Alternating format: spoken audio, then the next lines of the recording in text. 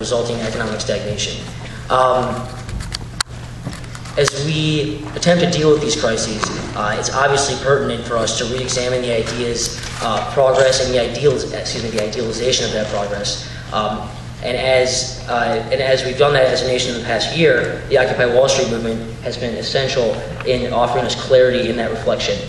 So without further ado, I will introduce you to Kate Khatib, who is the facilitator of the Occupy Baltimore. She's the best facilitator that we have at Occupy Baltimore. So she's going to come up here, she's going to talk to you guys about the unique format of this event and how we can both learn from them and engage with them rather than just listen in a stark panel format.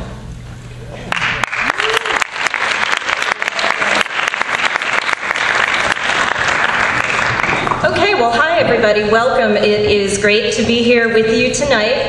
As Andrew mentioned, my name is Kate Khatib. I'm a member of Occupy Baltimore, and I'm also the co-editor of a book of Occupy stories called We Are Many, Reflections on Movement Strategy from Occupation to Liberation, that's forthcoming later this year.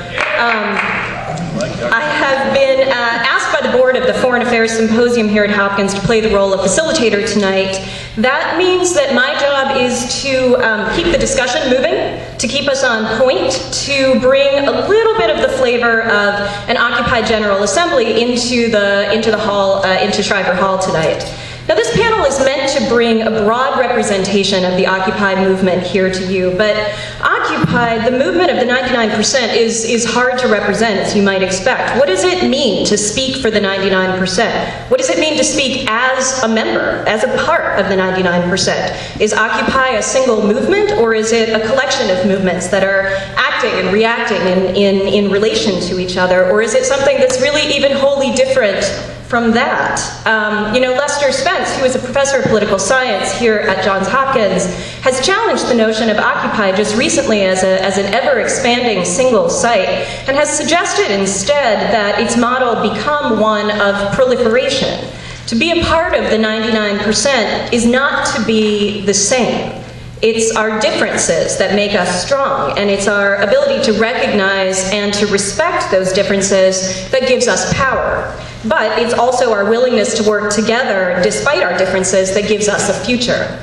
And tonight, these 7 panelists are going to bring some of those differences into the light, and we'll see what we can make of that. So we're joined tonight by Michael Primo from Occupy Wall Street, by Jonathan Cronin from Occupy Austin, from Artem Raskin from Occupy UC Davis, Larry Sweatman from Occupy Philly, Benzo Tweet Benjamin Phillips from Occupy Oakland, Kevin Zies from Occupy DC, and our very own Joy Davis from Occupy Baltimore.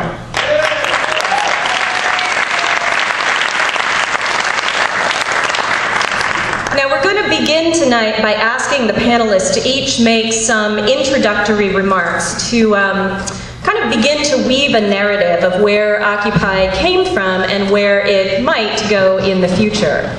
We're going to then do our best to run the program kind of in the style of a General Assembly. We're going to let the panelists kind of demonstrate what that looks like by giving them a chance to respond to each other, raising their hands to be placed on what we call a stack, which is basically the list in which they're going to speak, and then they're going to speak in turn. And then we're going to open the floor for comments from all of you. We're going to ask that you come up to these microphones when we're ready to take comments from the audience, and we're going to ask that you wait until you're called on to speak so we can keep things orderly. We're also going to ask you to limit your comments, 1 question apiece, and please try and keep it to questions or very short comments. If you hit the 1-minute mark, I'm going to start giving you this signal, which means move it along. And we really have to ask you to respect that, because what we're trying to do is get as many different voices out here as possible. Now, on that note, you may have noticed that we do have a little bit of a lack of gender diversity on this panel. It just kind of worked out that way. But what I'm going to do for that reason is I'm going to actually weight the voices of women when we get to the portion where we're going to call comments from the audience. And I'm going to use a form of stacking, or a form of facilitation that's called progressive stack. So that means I'm going to weight the voices of people that we haven't heard much from. I'm going to call people who haven't spoken before, things like that. And we're going to ask you to respect that, because it's what allows us to get as many different folks out, as many different ideas out as possible. And finally, you're going to notice all of us using a series of hand signals to help guide the discussion, and we're going to encourage you all to actually participate in that. So the most important thing for these folks up here, raise your hand. That's how you're going to get on the stack. I'm going to call folks once I see their hands up. You're going to see me using this, which means move it along. That's it's not something that's meant as a slam on anybody. It's not a commentary on what they're saying. It just means that you've reached the end of the time that's been allotted to you.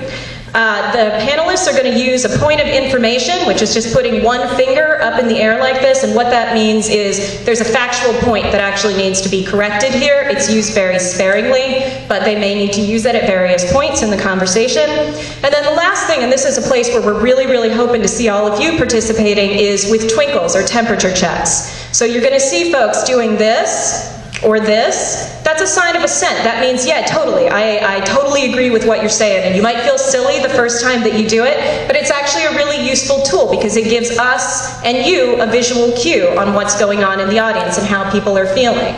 You might also use this, which is like, hey, you know, I'm not sure what I think about that. It's okay. And then the last one is this, which is downward twinkles. That's a kind of like, no, I'm not really into that. And really, honestly and truly, we do encourage you to do that. Do it respectfully, but please do it to give the panelists up here a sense of how you're feeling about the things that they are saying. So with that, I'm going to call Michael Primo from Occupy Wall Street. He's going to start us off tonight. Michael? Peace. How you guys doing? All right. I want to thank the organizers for putting together this event, for having the opportunity to come and build with other folks from the movement as well as with you folks this evening. As you said, my name is Michael Primo. I'm from Brooklyn, New York, or Brooklyn, USA, as we like to say. And I'm an activist, I'm an artist, and I'm an organizer. I've been in the mix on Occupy Wall Street since jump. And going to talk a little bit about sort of some of the things that, in my experience and our experience on the ground in New York, really sort of were the fabric of what we saw sort of ignite this movement. I think what was really exciting about the initial, on September 17th and that first day in the park, was this act of standing up in a way that was different than any sort of other activism or organizing I've been a part of. I think what was unique about the Occupy movement, or the genesis of the Occupy movement, was the fact that we were reclaiming public space. And why Occupy Wall Street worked is because the particular park that we reclaimed for the community was a space that sort of is in this blurry line between public ownership and private ownership. And it worked, in my opinion, in my critique, and I'll just preface everything I say as just my opinion and my opinion alone. I speak as a member of a movement and not for a movement.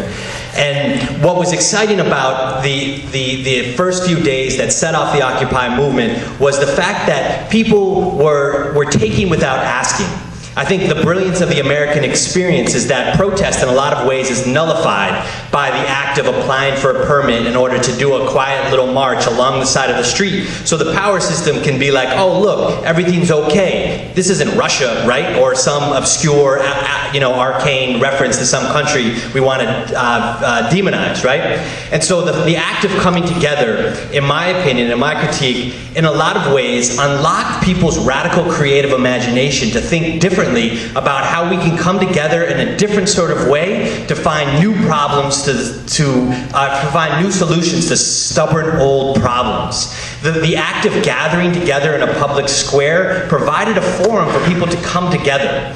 Many of you are aware of the mic check and the people's microphone, the act of people repeating what's being said. That was a practical innovation of them not allowing us to use amplification. But the unintended consequence was that it provided the emotional connection that many of us in our culture, because our culture is so commodified, we were so individualized and separated from each other, this created a forum to create emotional connection between our brothers and sisters and community members, right? And people who had many different perspectives, many different ideas, many different values, but who were all sort of united around this common cause of inequality and inequity. What's different about Occupy that's significant is Occupy is a value-based proposition rather than an issue-focused demand. And what was unique about that is it was people coming together that said there is a structural problem in our societies. And that structural problem is that we privilege profit over people. And that we need to come together to figure out how we address that fundamental problem.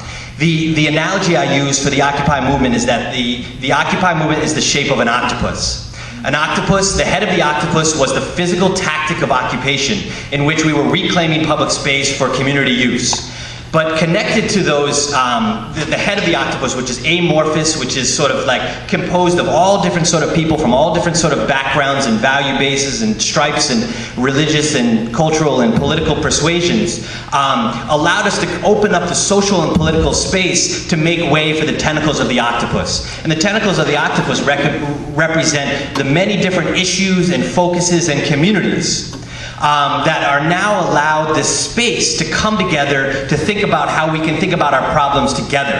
One of the sort of brilliances of the nonprofit industrial complex, as you will, is it's segmented and it's siloed all of our issues based on sort of gender politics, identity politics, or class-based politics, and didn't allow an environment to really create a sophisticated structural critique about how all these things are related and how we can really address power directly by creating counter-power, or dual power as is often called, to at once create an alternative while also attacking existing power dynamics, right?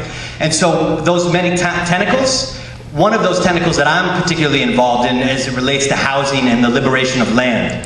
I organize with a human rights frame, which is based on that fundamental principle that we need to privilege people versus profit. And that tentacle that I'm particularly engaged in is around the liberation of land for community control.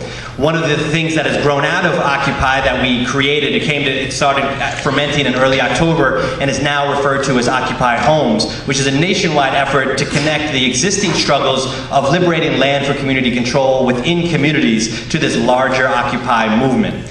Some of the things that we've done is we've started this action to institute a people's bailout, which is a moratorium on all foreclosures. And we've begun to do this by writing a song.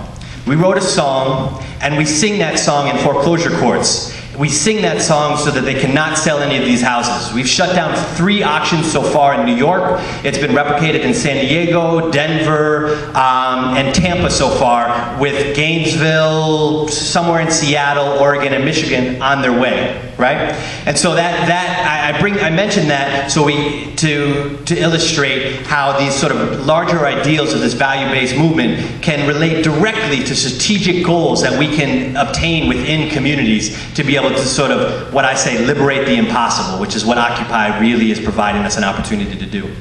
Thank you. What's the song? I'll see you later.